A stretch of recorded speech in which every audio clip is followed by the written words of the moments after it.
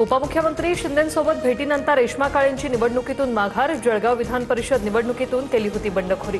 नाशिकनंतर महायुतीतलं जळगावातील बंडही शमलं। रोहित पवारांच्या अन्नत्याग आंदोलनाचा दुसरा दिवस। कृषी मंत्री भरणेंकडून रोहित पवारांना सोमवारी चर्चेचं निमंत्रण। तर सरकार शेतकऱ्यांच्या सरसकट कर्जमाफीचं आश्वासन देत नाही तोवर आंदोलन सुरूच ठेवणार, रोहित पवार ठाम। उद्धव ठाकरे उद्या मातोश्रीवर खासदारांची बैठक घेणार। ऑपरेशन टायगरच्या पार्श्वभूमीवर या बैठकीला महत्त्व। ठाकरेंचे खासदार शिंदेंच्या संपर्कात असल्याचा शिंदे सेनेचा दावा।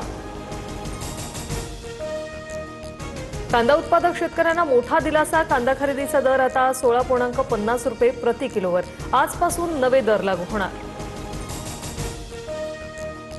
अकोल्यात युरिया खरेदीसाठी 7/12 आधार कार्ड अनिवार्य नाही। कृषी केंद्राबाहेरील शेतकऱ्यांच्या रांगांनंतर प्रशासन आता ॲक्शन मोडवर।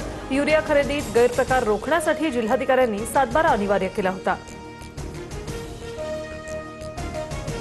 गॅस दरवाढीचा बाहेरगावी राहणाऱ्यांना मोठा आर्थिक फटका। शाकाहारी जेवण 10 ते 20 रुपये तर मांसाहारी 25 ते 30 रुपयांनी महागलं। महिन्याला मेसचे पैसे 800 रुपयांनी वाढल्याने खर्च आता आवाक्याबाहेर।